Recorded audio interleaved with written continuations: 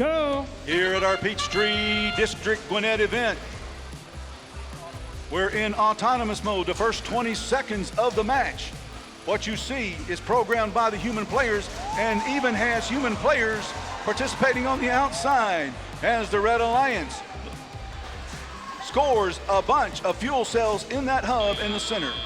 All right, now we've got a transition period for about 10 seconds where both hubs are lit up.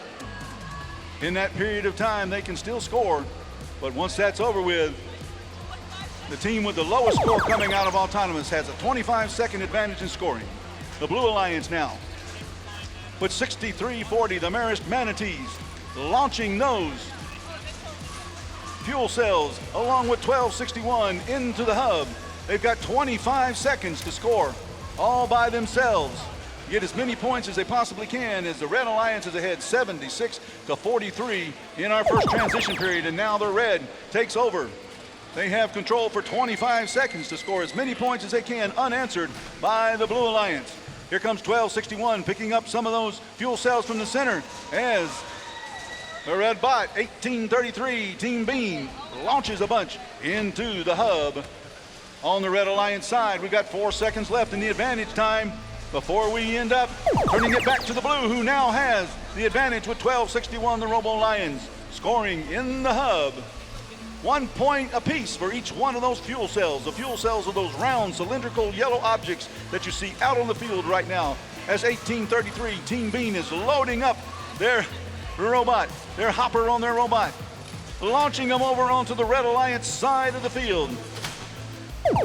They're going to try to score as many points as we can, as that sound means we've shifted over to the Red Alliance favor as they launch and score as many as they can. It's 166-64 with 15 seconds left in the Red Alliance advantage. Once we get done with this advantage period, both alliances will have their hubs lit up and can score as many points as they can, with the Blue Alliance needing 102 to catch up to the Red Alliance in this first match. Now both hubs are lit up.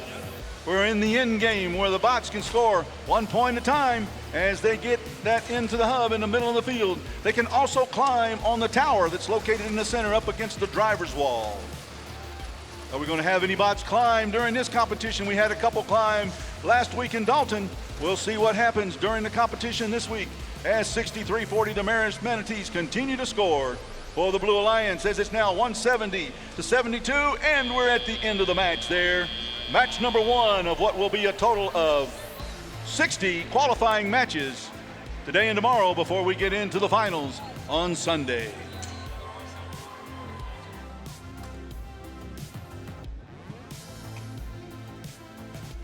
All right, we have a score, and let's see what happens on the screen. You'll notice that there is a prehistoric-looking 2-foot-mobile car. Leaves a paint stripe behind them as they tuck off, indicating that the Red Alliance is victorious, and that right there is the high score for the event.